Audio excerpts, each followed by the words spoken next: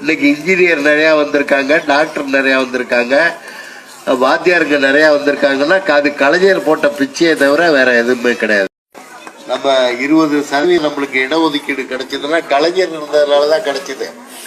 வேற யாரு முதலமைச்சராக இருந்தாலும் கிடைக்காது. இன்னும் சொல்ல போனால் வன்னியர் சமுதாயம் எந்த சமுதாயத்தை விட ஒரு விழிப்புணர்வோட இருந்த சமுதாயம் கிடையாது.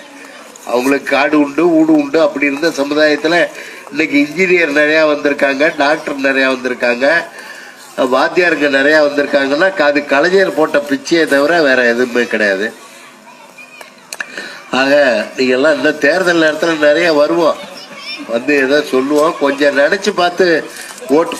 என்னங்க எல்லாரும் இந்த வீடியோவை பார்த்துருப்பீங்க. உண்மையிலே இந்த வீடியோவை பார்க்கும்போது ரொம்ப கஷ்டமாக இருக்குது.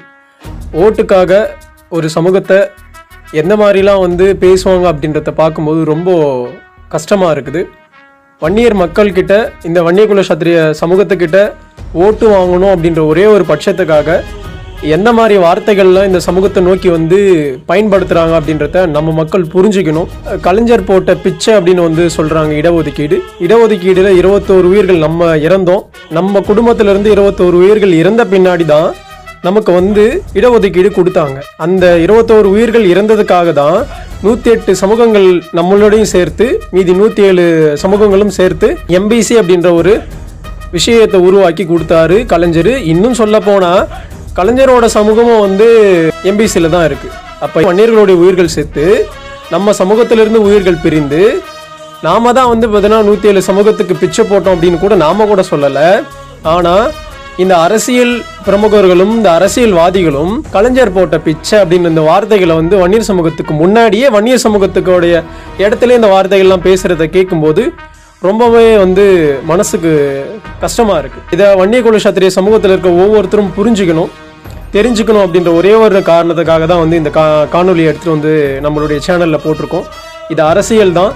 ஆனால் என்னுடைய நோக்கம் என்ன அப்படின்னா, இந்த வன்னியகுல சத்திரிய சமூகத்தை நீங்கள் அரசியலுக்காக எந்த ஒரு பகடிக்கும் பயன்படுத்துவீங்க அப்படின்னா நாங்கள் மீண்டெழுவது எங்களுடைய காலத்தின் கட்டாயம் அப்படின்னு நான் சொல்கிறேன். நான் இதில் நாம் பிறந்த சமூகத்தை நம்மளுடைய இனத்தை சார்ந்தவர்களே கேவலமாக பேசினாங்க அப்படின்னா அவங்கள புறக்கணிக்கணும் அப்படின்னு இந்த காணொலி மூலமாக நான் கேட்டுக்க விரும்புகிறேன். நான் முக்கியமாக படித்த இளைஞர்களாகட்டும் சரி, நம்ம முன்னாடி இருக்கிறவங்களும் சரி புரிஞ்சுக்கணும். வன்னியர் சமூகத்தை கீழ்த்தரமாக பேசிட்டு வன்னியர் சமூகத்துக்குள்ளே பார்த்தீங்கன்னா சில விதராவாதங்களை உருவாக்கிட்டு வன்னியர் சமூகத்துக்குள்ளே பார்த்தீங்கன்னா வன்னியர் சமூகத்துடைய வரலாறுகளை பார்த்தீங்கன்னா கிண்டலும் கேள்வியும் பண்ணிட்டு நம்மக்கிட்டே ஓட்டு கேட்டு வராங்க அப்படின்னா நம்ம அவங்களுக்கும் ஓட்டு போடுவோம் அப்படின்னா அப்போ நம்ம எந்த அளவுக்கு பார்த்தீங்கன்னா முட்டாள்களாக வாழ்கிறோம் அப்படின்றத இன்னைக்கு இருக்கிற தலைமுறையாகட்டும் சரி, இதுக்கு முன்னாடி இருக்கிற தலைமுறையாகட்டும் சரி நீங்கள் உணரணும்.